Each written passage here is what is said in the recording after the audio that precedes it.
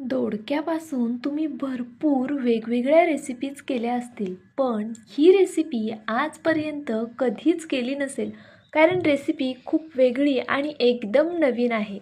ती कशी करायची चला लगेचच पाहूया.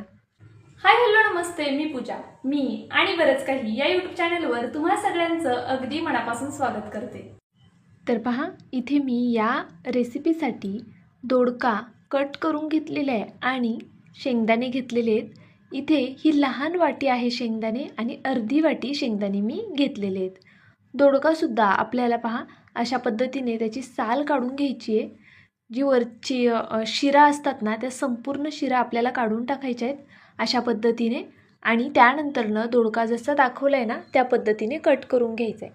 तुम्हाला हवं तर तुम्ही थोड्या लहान साईजमध्ये सुद्धा दोडका कट करू शकता. आता काय करायचं, एक मिक्सरचं भांडं घ्यायचं. यामध्ये भरपूर असा सोललेला लसूण घालून घ्यायचा. लसणामुळे या रेसिपीला छान चव येणार आहे. त्याचबरोबर अद्रकचे तुकडे घालून घेतलेले तिथे मी, आणि जितके गरजेची आहे तितकी हिरवी मिरची. आता तुम्हाला वाटेल या दोडक्यासाठी या 4 मिरच्या खूप आहेत, पण आपल्याला या रेसिपीसाठी मिरची थोडी जास्त वापरायची आहे. त्याचं कारणसुद्धा पुढे तुम्हाला समजेल. बरं, आपण ठेचा करत नाही आहे, ही सगळ्यात महत्त्वाची गोष्ट. कोणत्याही प्रकारची भाजी करत नाही आहोत, त्यामुळे व्हिडिओ नक्की शेवटपर्यंत पहा. आता पहा, हे सर्व मिक्सरला मी ऑन ऑफ मोडवरती वाटून घेतलेलं आहे. हे आपण एका छोट्या वाटीमध्ये काढून घेऊया, कारण याच मिक्सरच्या भांड्यामध्ये आपल्याला दोडका आणि शेंगदाणेसुद्धा वाटून घ्यायचे आहेत. तर आपण ही संपूर्ण मिरची, लसूण आणि अद्रकचा जो ठेचा करून घेतला होता तो एका वाटीत काढून घेतला आहे. आता आपण याच मिक्सरच्या भांड्यामध्ये दोडका घालून घेऊया. दोडक्याच्या फोडी थोड्या लहान लहान केल्यात तरीसुद्धा चालणार आहे, किंवा मोठ्या मोठ्या ठेवल्यात तरी चालेल. पण एक महत्त्वाची गोष्ट आहे की आपल्याला दोडका खूप असा मोठा ठेवायचा नाही आहे, त्याचबरोबर अगदी पेस्टसुद्धा करायची नाही आहे. म्हणजे थोडक्यात काय, हा दोडका आपल्याला ऑन ऑफ मोडवर वाटून घ्यायचा आहे. बरं, एवढा दोडका एका वेळी मिक्सरच्या भांड्यामध्ये आरामात बारीक होतो, कारण ज्यावेळेस आपण पहिल्यांदा हे भांडं असं फिरवतो ना बटन, त्यावेळेस लगेचच दोडका खाली बसला जातो. तर पहा, यामध्ये मी ही अर्धी वाटी शेंगदाणेसुद्धा घालून घेणार आहे. आपल्याला शेंगदाणे आणि दोडका एकत्रितच वाटून घ्यायचे आहे. शेंगदाणे थोडे असे अर्धे अर्धे राहायला हवेत, खूप बारीक करायचे नाही आहेत. तर पहा, इथे मी हे ऑन ऑफ मोडवर अशा पद्धतीने वाटून घेतलेले आहे. पाहू शकता तुम्ही, अगदी परफेक्ट असं वाटलं गेलं आहे. अगदी बारीकही नाही केलं आहे आणि खूप जास्त मोठे असे चंक्ससुद्धा ठेवलेले नाही आहेत. तर अशाच पद्धतीने तुम्हाला दोडका वाटून घ्यायचा आहे. मी पुन्हा एकदा सांगते, आपण दोडक्याचा ठेचा करत नाही आहोत किंवा कोणत्याही प्रकारची भाजी करत नाही आहोत. नेमकं काय करतोय हे जाणून घ्यायचं आहे ना, व्हिडिओ शेवटपर्यंत नक्की पहा. इथे मी एक कढई गरम करण्यासाठी ठेवली होती. या कढईमध्ये आपण तेल घालून घेऊया. गरजेनुसार तेल घालायचे. इथे मी जवळपास 1.5 पळी इतपत तेल घातलेले. तेल छान गरम झालं की मोहरी घालायची, जिरं घालायचं, कढीपत्त्याची पानं घालायची, त्यामुळे फोडणी छान खमंग बसते. आणि वरतून कट केलेला कांदा घालायचा आहे. इथे मी एक मीडियम साईजचा कांदा छान बारीक कट करून घेतला होता, तो घालून घेतला.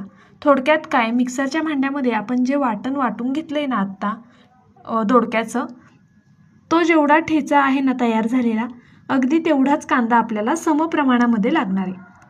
कांदा मऊ होईपर्यंत परतवून घेतला. त्यानंतरनं मिरची, अद्रक आणि लसूण याचा जो ठेचा तयार करून घेतला होता तो घालून घ्यायचा आहे. आता हा ठेचासुद्धा आपल्याला कांद्यासोबत छान असा परतवून घ्यायचा आहे, म्हणजे मिरचीचा कच्चेपणा निघून जाईल आणि त्याचबरोबर अद्रकचा जो उग्र वास आहे तो सुद्धा नाहीसा होईल. आता यामध्ये आपण अगदी थोडीशी हळद घालून घेऊया आणि सोबतच धना पावडरसुद्धा घालून घेऊया. इतर कोणतेही मसाले घालायची गरज नाही आहे. मी पुन्हा एकदा सांगते, आपण दोडक्याचा ठेचा करत नाही आहोत किंवा कोणत्याही प्रकारची भाजी करत नाही आहोत. तर पहा, हे सर्व छान असं मिक्स करून झालं की यामध्ये जो वाटून घेतलेला दोडका आणि शेंगदाणे होते ना ते घालून घ्यायचे अशा पद्धतीने. आता हे सर्व आपण पुन्हा छान परतवून घेऊया, छान एकजीव करून घेऊया. गॅसची फ्लेम मीडियम आहे. मीडियम फ्लेमवरच आपल्याला ही संपूर्ण प्रोसेस करून घ्यायची आहे. हा पदार्थ मी 2 जणांसाठी करते आहे. बरं, हा तुम्ही नाश्त्यामध्ये करू शकता किंवा मग टिफिनसाठी सुद्धा करू शकता, पाहुण्यांसाठी सुद्धा अगदी सहज करू शकता. झटपट होणार आहे आणि त्याचबरोबर खूप जास्त पौष्टिक आहे, त्यामुळे लहान मुलांसाठी तर आवर्जून करा. पहा, यामध्ये मी चवीनुसार मीठ घालून घेतलं. आता आपण हे सर्व छान असं पुन्हा मिक्स करून घेऊया, म्हणजे मीठ सगळीकडे व्यवस्थित लागलं जाईल. इथे गॅस आता मी बारीक केलेला आहे. बारीक गॅसवर आपण झाकण ठेवूया आणि 1-3 मिनटं हे होऊन देऊया. दोडका शिजायला फारसा वेळ लागत नाही. तर पहा, अशा पद्धतीने आपल्याला हे शिजवून घ्यायचे. जर तुम्हाला ह्याचा ठेचा किंवा भाजी करायची असेल ना, तर सेम या पद्धतीने तुम्ही करू शकता. आज आपण ती रेसिपी नाही पाहतो, पण तरी तुम्ही इथपर्यंतची प्रोसेस केली आणि नंतर ही कोथिंबीर घातली ना, की टिफिनसाठी तुमची दोडक्याची भाजी किंवा ठेचा तयार होईल. इथे मी कोथिंबीर घालून घेतली. सर्व छान असं मिक्स करून घेऊया. आपल्याला आता ही भाजी किंवा जो ठेचा तयार करून घेतलाय ना, तो थंड करून घ्यायचा आहे. नॉर्मल करून घेऊया आपण आता. तुम्हाला माझा व्हिडिओ थोडा जरी आवडला असेल तर प्लीज व्हिडिओला एक लाईक करा, चॅनलला सबस्क्राईब करा. सबस्क्राईब केल्यानंतर बेल आयकन प्रेस करायला विसरू नका. ऑलवर क्लिक करा म्हणजे माझे प्रत्येक व्हिडिओचं नोटिफिकेशन सगळ्यात आधी तुम्हाला येईल. हाईप या ऑप्शनवरती क्लिक करून जे काही पॉईंट्स असतील ते द्यायला मात्र विसरू नका. तुमचं एक लाईक, एक सबस्क्राईब आणि हे हाईपचे पॉईंट्स माझ्यासाठी खूप मोलाचे आहेत. छानशी कमेंट करा. चला रेसिपीकडे वळूया. तर आपला ठेचा थंड झालेला आहे, तोपर्यंत पुढची कृती तयार करूया. पहा, इथे मी जवळपास 1 वाटी बाजरीचं पीठ घेतलेलं आहे. सेम त्याच वाटीने 1 वाटी तांदळाचं पीठ घेतलं आहे. तुम्हाला किती क्वांटिटीत हा पदार्थ करायचा आहे त्यानुसार पिठांचं प्रमाण ठरवायचं आहे. आता पिठांसाठी जितकं गरजेचं आहे तितकंच मीठ घालायचं, कारण आपण दोडक्याच्या ठेच्यामध्ये ऑलरेडी मीठ घातलेलं आहे. आता याची भाकरी करायची का, तर नाही. आपण हे मीठ सर्व आधी एकत्र करून घेऊया अशा पद्धतीने. त्यानंतरनं आपण जो ठेचा तयार केला होता ना, तो घालून घेऊया. आता इथे मी एका भाकरीसोबत खाता येईल ना एवढा ठेचा काढून ठेवला आहे, कारण हा दोडक्याचा ठेचा खरंच खायला खूप छान लागतो. त्यामुळे मी थोडा ठेचा काढून ठेवलेला आहे आणि बाकीच्या ठेच्याची ही रेसिपी करणार आहे. तर पहा, हा ठेचा मी यामध्ये घालून घेतला. हाताने छान असं मॅश करून घ्यायचं, म्हणजे पिठाला सगळीकडे ठेचा लागला जाईल. जर तुम्ही डायरेक्ट पाणी ओतून हे पीठ मळायला घेतलं ना, तर कुठे ठेचा लागला जाईल जास्त, तर काही ठिकाणी पीठ जास्त राहील. पहा, अशा पद्धतीने मी थोडं करून पाणी घालणार आहे. खूप जास्त पाणी घालू नका, एकदम अगदी थोडं करून पाणी घालायचे आपल्याला. आणि हे पीठ थोडंसं सैलसर असं मळून घ्यायचे. तर आता इथे झटपट मी पीठ मळून घेते. तुम्हाला पूर्ण प्रोसेस दाखवते म्हणजे तुमच्याही लक्षात येईल की आपल्याला पाणी किती प्रमाणात लागणार आहे. तुम्ही ठेचा केवढा केला आहे किंवा यामध्ये किती प्रमाणात ठेचा घालताय त्यानुसार सुद्धा तुम्हाला पाण्याचं प्रमाण कमी जास्त लागू शकतं. आपण नेहमी जसं भाकरीचं पीठ मळतो ना, त्यापेक्षा अगदी थोडं सैलसर असं हे पीठ आपल्याला तयार करून घ्यायचे. तर पहा, इथे मी थोडं करून पाणी घालून घेते आणि अशा पद्धतीने छान हे पीठ मळून घेते. आता तुम्हाला हवं तर तुम्ही यामध्ये अगदी थोडासा ओवा आणि पांढरे तीळसुद्धा घालू शकता पीठ मळते वेळी. तर पहा, इथे मी पुन्हा थोडंसं पाणी घातलेलं आहे आणि आता परफेक्ट असं आपलं हे पीठ तयार झालेलं आहे. मी तुम्हाला व्हिडिओच्या सुरुवातीला सुद्धा म्हटलं की आपण हा पदार्थ 2 जणांसाठी करतोय. 2 जणांच्या नाश्त्यासाठी अगदी भरपूर आहे, पोटभरीचा आहे. तर पहा, इथे मी या पिठाचे 2 असे भाग करून घेतलेले आहेत. आपल्याला याचे 2 भाग करून घ्यायचे आहेत सगळ्यात आधी. आता हे जरा वेळ साईडला ठेवूया आणि गॅसवरती पॅन गरम करून घेऊया. इथे मी पॅन छान असा गरम करून घेते. पहा, पॅन थोडा गरम झाला आहे, यावरती तेल सोडूया. खूप जास्त नाही, पहा अगदी चतकूर पळी म्हणजे 1 चमचालाही थोडं कमी इतपत आपण तेल घातले. खूप जास्त तेल घालायची गरज नाही आहे.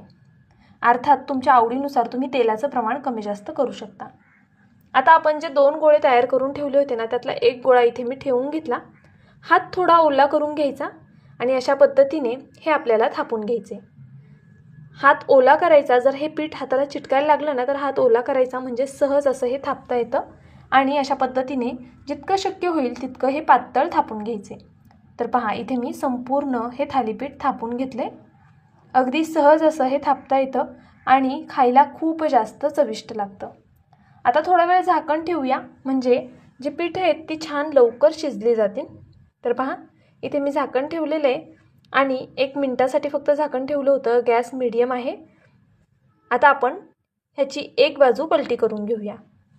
तर पहा, वरतून मी आधी थोडंसं तेल लावते. तुम्ही तेलाऐवजी बटर किंवा तूपसुद्धा वापरू शकता. आणि हे पलटी करून घेतलं. आपल्याला दोन्ही साईडनी छान खरपूस खमंग हे थालीपीठ भाजून घ्यायचे. जेव्हा आपण हे थालीपीठ छान खरपूस भाजणार ना, तेव्हा हे खायला जास्त छान लागणार. पण हां, आज मी तुम्हाला फक्त थालीपीठ नाही दाखवत आहे, मुलांचा फेवरेट पदार्थ दाखवते आहे. त्यामुळे नक्की व्हिडिओ शेवटपर्यंत पाहत राहा. इथे पहा, एक साईड मी जरा जास्त भाजून घेतली आहे आणि एक साईड थोडी कमी भाजलेली आहे. तर आता आपल्याला काय करायचं आहे, हे पलटी करून घ्यायचं आणि यावरती जी साईड जास्त भाजलेली आहे ना, त्या साईडला चीज किसून घ्यायचे. आता तुम्हाला हवं तर तुम्ही आधी वेगळे सॉस लावू शकता आणि त्यानंतरनं चीज किसू शकता. शक्यतो मुलं फक्त दोडक्याची भाजी खाणार नाहीत आणि असा जर थालीपीठ केलं तुम्ही फक्त तर कदाचित ते खातील, पण जर चीज किसलं ना त्यावर तर खात्रीने सांगते हे संपूर्ण एक थालीपीठ तुमचं मूल कधी खाऊन टाकेल कळणारही नाही. कारण चीज मुलांचं खूप फेवरेट असतं. जर काहीतरी पौष्टिक द्यायचं आहे तर त्यासोबत थोडंसं चीज दिलं तर काही हरकत नाही असं मला तरी वाटतं. आता आपण झाकण ठेवूया. गॅस बारीक आहे, बारीक गॅसवर हे छान होऊन देऊया. बघा, चीज छान मेल्ट झालेले. चीज मेल्ट होईपर्यंत आहे ना खालची बाजू खूप छान अशी कुरकुरीत तयार होते. आता मी हे काढून घेते एका प्लेटमध्ये. तुम्हाला आवडेल ते सॉस तुम्ही नक्कीच लावू शकता. तर पहा, इथे मी दुसरंसुद्धा थालीपीठ याच पद्धतीने करून घेणार आहे. अगदी सहज थापता येतं, फारसा वेळ लागत नाही आणि खायलासुद्धा खूप चविष्ट होतात, पौष्टिक आहेत. त्यामुळे नक्की करू शकता. चीज पूर्णपणे ऑप्शनल आहे. माझ्या मुलांना चीज खूप आवडतं, त्यामुळे अशा पद्धतीने दिलं तर ते थालीपीठ आरामात खातात, म्हणून मी इथे चीज किसलेलं आहे. पण तुम्हाला जर चीज किसायचं नसेल, तुम्ही नाही किसलं तरीसुद्धा चालणार आहे. इथे मी हे दुसरंसुद्धा थालीपीठ अशा पद्धतीने छान भाजून घेतलेलं आहे. वरतून थोडं तेल सोडून घेऊया आणि हे थालीपीठ आपण पलटी करून घेऊया. तर पहा, इथे अशा पद्धतीने मी हे पलटी करून घेतलं.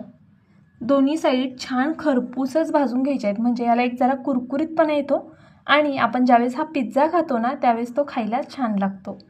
इथे पुन्हा एकदा तुम्ही तेलाऐवजी तूप किंवा बटर नक्कीच वापरू शकता. बघा, दुसऱ्या साईडनी सुद्धा मी तेल लावून घेतलेलं आहे आणि आता ही बाजू आपली जरा व्यवस्थित अशी भाजली गेलेली आहे. यावरती आपण चीज किसून घेऊया. तुम्ही इथे तुम्हाला आवडतील ते सॉस नक्कीच लावू शकता, पण आपण यामध्ये हिरवी मिरची, लसूण याचा वापर केलेला आहे, तर त्यासोबत कोणत्याही सॉसचं कॉम्बिनेशन जास्त जाणार नाही, म्हणून मी इथे कोणत्याही सॉसचा वापर केलेला नाही आहे. आणि आपण जे थालीपीठ केले ना, मुळात ते खूप जास्त चविष्ट होतं, त्यामुळे याला सॉसची गरज पडणार नाही. तर पहा, अशा पद्धतीने मी हे संपूर्ण चीज छान असं किसून घेतलेलं आहे आणि आता यावरती मी झाकण ठेवणार आहे आणि हे चीज छान असं मेल्ट होऊन देणार आहे. हे मेल्ट होतं आहे तोपर्यंत मी तुम्हाला आधी केलेला पिझ्झा दाखवते. तर पहा, हा दोडक्यापासून केलेला पिझ्झा आहे. हे कोणालाही विश्वास बसणार नाही, इतका चविष्ट होतो खरंच. पहा, आणि मी इथे तोडती आहे ना, तुमच्या लक्षात येत असेल, हा एकदम कुरकुरीत झालेला आहे. खूप छान क्रंची होतो, असा थोडा पापडासारखा होतो असं म्हणायला हरकत नाही. छान पातळ थापून घ्यायचा आणि बारीक गॅसवर होऊन द्यायचा. तर पहा, इथे मी हे कट करून घेते अशा पद्धतीने. मुलांना टिफिनमध्ये दिलं तरी मुलं खूप खुश होतात जर असे काही पदार्थ दिले तर पौष्टिक आहे, त्यामुळे नक्कीच तुम्ही मुलांच्या टिफिनसाठी सुद्धा देऊ शकता. इथे मी याचे असे पीस करून घेते आणि तुम्हाला खालची साईडसुद्धा दाखवते. किती छान आणि कुरकुरीत झालं आहे पहा. मी इथे हातात पकडले तर बघा, तुमच्या लक्षात येत असेल, कुठूनच असा लवचिक नाही आहे तो. पाहू शकता तुम्ही, छान असा कडक झालेला आहे बघा. आणि खालची साईडसुद्धा छान अशी गोल्डन सोनेरी रंगावरती भाजली गेलेली आहे. थोडी लाईट लावून दाखवते आहे म्हणजे दिसायला तुम्हाला अजून छान दिसेल. आणि पहा, एकदा तुम्ही केलात ना हा पदार्थ तर नेहमी कराल. सेम हाच पदार्थ तुम्ही दुधी भोपळ्याचा सुद्धा करू शकता. बरं चला, तुम्ही माझा व्हिडिओ संपूर्ण पाहिलात त्याबद्दल खरंच खूप मनापासून धन्यवाद. अजूनही व्हिडिओला लाईक केलं नसेल तर लाईक करून घ्या, सबस्क्राईब करून घ्या. व्हिडिओ कुठून पाहताय ते कळवा, रेसिपी कशी वाटली ते सुद्धा कळवा. उद्या पुन्हा भेटूया, तोपर्यंत बाय.